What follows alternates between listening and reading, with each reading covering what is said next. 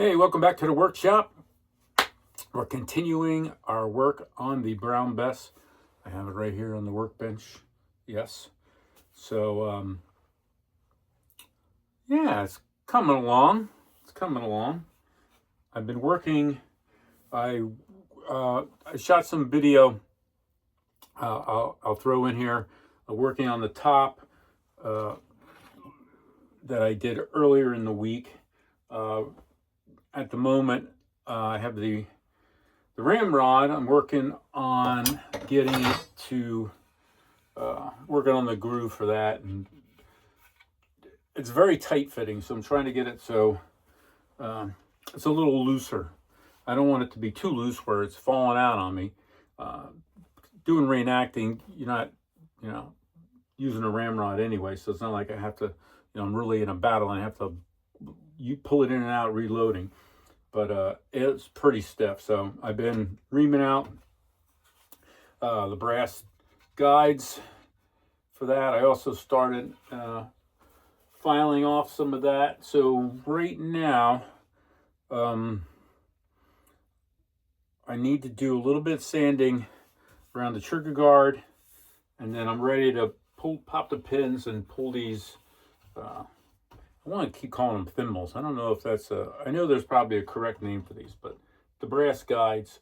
So I had the front one off. I put it back on for testing. So we're going to go ahead and pop them out. All right. All right. Thanks for stopping by. High-tech gauge.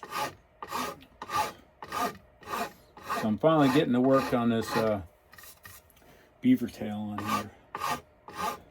So I don't want to take too much off the top yet till I put the barrel in and see where the tang is. But I know I want to bring this, I want to thin this edge here. So that's what we're looking at.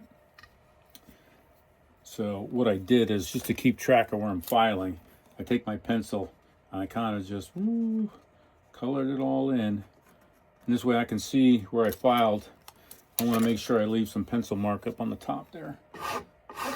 Then I'll get it close to this thickness, and that gets me a little bit higher than I want to be. And then the rest, I can sand it in from there. And I don't want this to be, I don't want the tang to end up sticking way up, so I don't want to take too much off around the top here.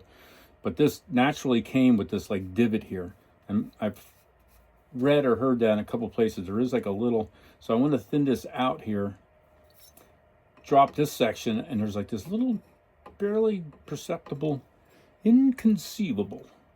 imperceptible divot here. I want to kind of keep that looking. So that's what we're working on today.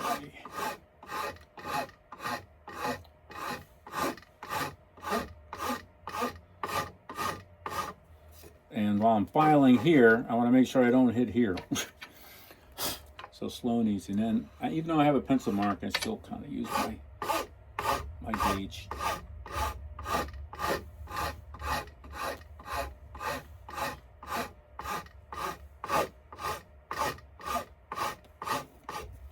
I was half tempted to put a little blue tape on here, because I got a feeling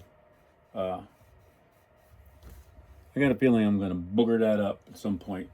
All it takes is a split second of concentration. You know what? I think I'm going to go do that. All right. Here we go. Better safe than sorry, right? I have to be careful. I'm getting a little close there. Let me add a little pencil.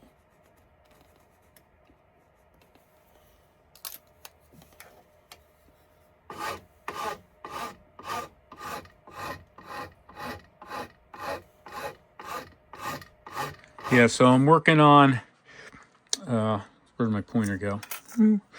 So this area of the stock is sticking up proud from the barrel tang. So I already worked on this side. I'm trying to work it with the file and sandpaper, but I I don't want to nick up my barrel any more than I need to. So I have some blue tape on here just to protect what I'm doing. So yeah, quick overview here. Everything is, we're getting really close. I mean, all the brass work still needs to be worked on, but the stock is getting pretty close. I would say we're 90% there. Just a little fine tuning.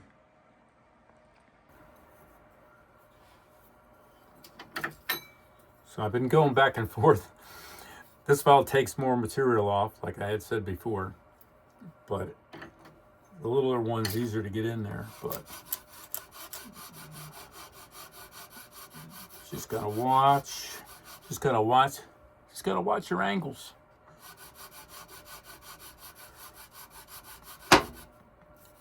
I get it kind of close, and then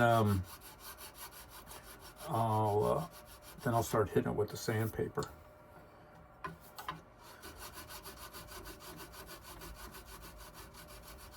And once I see I start nicking the tape, if it gets too bad, I'll replace the tape.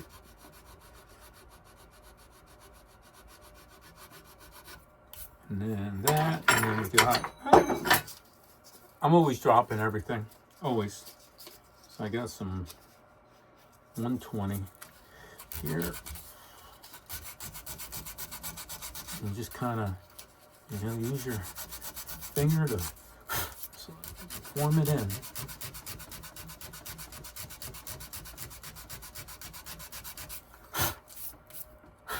As I've said before, this is the way I'm doing it. Just taking my time.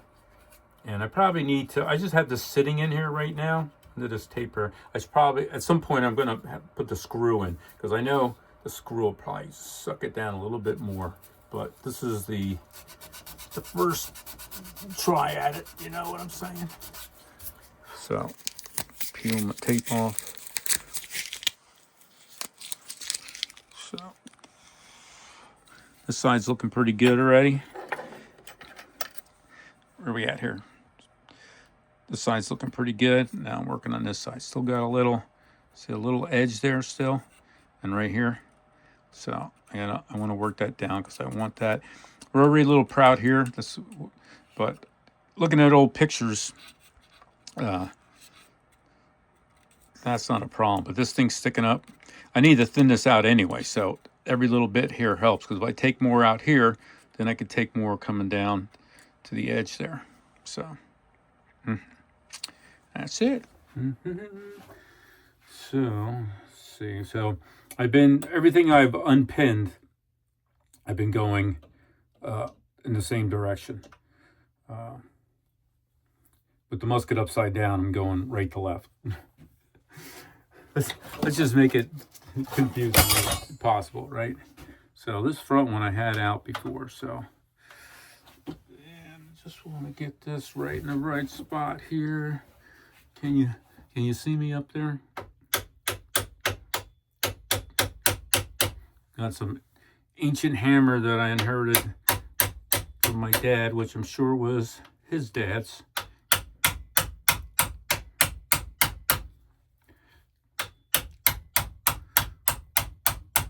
Nice and slow you want to go.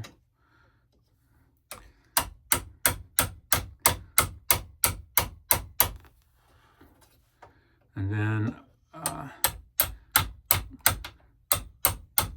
just want to, I did that last time too. The pin went flying everywhere. I got to take an afternoon organize here. I need to check too and see, pins are really small. I have my bag to put my pins in. I need to, these come out fairly easy because I already had these out. Let's see if we can get this one not to fly across the room. There we go. That works. That works. I want to make sure these are all the same size, and it won't matter if I get them mixed up. So, and then that pops out like that. So I started filing off that forge mark, but it's nowhere near close to being shiny metal. But they got to come off anyway, because when I get ready to do the finish work on the stock, I'm not going to go crazy, but I want to get at least one coat of finish to seal everything. Because I don't know if you've seen any videos of this past year's Washington's Crossing, especially the day they did their practice. It was a snowstorm. And so I know just from doing Civil War reenacting,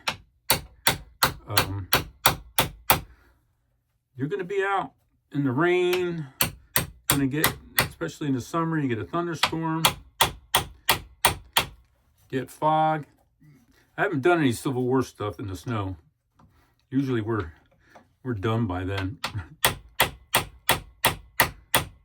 But Red War, you know, those three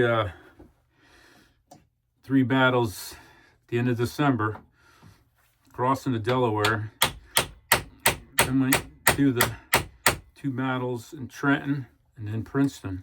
So, and it's going to be Friday, Saturday, and Sunday this year. Bing, bang, boom.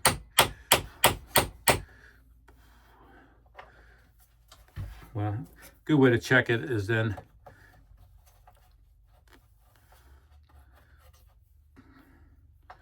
remember I was telling you I was all concerned about marking it, and I pulled it out and I didn't mark it. But I think it goes that way. Let me just check it with my pin. Yep, and just to make sure I don't think it works both ways. Now, see? So that's the way. Too busy talking to you guys, not paying attention to what I'm doing. All right, let's mark this. Where'd the marker go? But actually, just now, it's easy to check it because you just put the punch through. And so this one, and I can remember this one, the hole's drilled further back on the tang compared to that one. That's like drilled perfectly in the middle. And so I have to work on focus. It's got a little forge mark on the side there that shows. And so I have to keep working that. So now that I have them off, I'll be able to work them a little bit better. And I want to work on reaming out the hole a little bit better. Get that ramrod slide down there better. I'm going to polish up that ramrod too when the time comes before I'm going to coat that. Same thing when I do the barrel, get it all clean, polished, boom, boom, boom, and then I'm going to coat everything with barrel stall. And that'll be my protection of choice. All right, pins are in here. I'm going to leave these out. I'm not going to put them in with the pins. Yeah, so this is where they come through. I'll get in here. There's some, like, they must have just drilled them and slapped the pins in. So I'll get in here and clean off some of this fuzz that's in here, so I don't have a problem. Gotta look at the screen. So when I do the finish, I want to get at least a coat in here, so you know water moisture is going to get in there. And that's it. So now we're gonna work around here. I want to do a little bit sanding around here. I have been working here, and so we got to get that. And then I got to pull the trigger guard, and then I get my sanding done, but then I'm working on the other end and I keep knocking the stock around. So these are the things I'm gonna have to come back and touch up with a little sandpaper. So that's why we're not at the finished sanding ready for finish yet. And then once I'm done, I'm gonna wet it down, raise the grain, and sand it again. All right, let's flip her around. Yeah, so this beaver tail area, I think, came out really nice. I like it. We ended up with that, doing that little point there. Swell looks good. And if I could keep the camera on the subject, it came out pretty good. It looks a little shiny because I was using 220. I think I only went to 220. And then I had this little piece of burlap and tape, blue tape everywhere. And then I come in and I burnish it with the burlap just because I want to see how it really kind of shows out where you need to sand. Yeah, so I just need to do a little bit more in that little crook there. You can kind of see, you could see this still looks, you can still kind of see this side how it looks flat from, you know, like when they're machinery. So I gotta still ease this in a little bit here, clean this up along here. That's what we ended up here, but this here was a little niche. There's something about the lock. When the lock's there, something's really tight, so I just cleaned it off and smoothed it out. So this is all gonna still get eased down a little bit, kind of so it looks like it, you know, I'm gonna bring this down so it looks like it melds in. And just kind of gonna round this stuff off a little bit. But other than that, we're looking pretty good. Pretty good. I think the last check I'm get about 14 and a half hours. Something like that into it. You know, every day I've spent an hour or two on it. Get to a certain point and you know, I pick a project, what I want to do, and then when I get that, I, you know, call it quits, because if not, you start wanting to rush it. That's where we're at. Thanks for stopping by. I told you I'd keep you updated on how the project is going, and so far it's going pretty good. It's just, you know, takes time. I think in the next video, maybe we'll discuss, I'll do a short video and just discuss what I'm going to attempt to do for the finish. All right. And then I'm going to finish up these couple little things I mentioned, sanding, and then we're going to get heavy into doing the brass work, the butt plate. Definitely, you know, I don't know if it's focusing, but has those craggles and stuff in it. So that's going to come off. I seen a video, I forget which, it might have been Jim Kibler. He takes the brass butt plate and just screw it to a block, and then you could just lock it in a vise and then start going at it with the file. So we got that to look ahead to, look forward to, one of those. All right, everybody, thanks for stopping by. Stay safe out there and enjoy yourselves.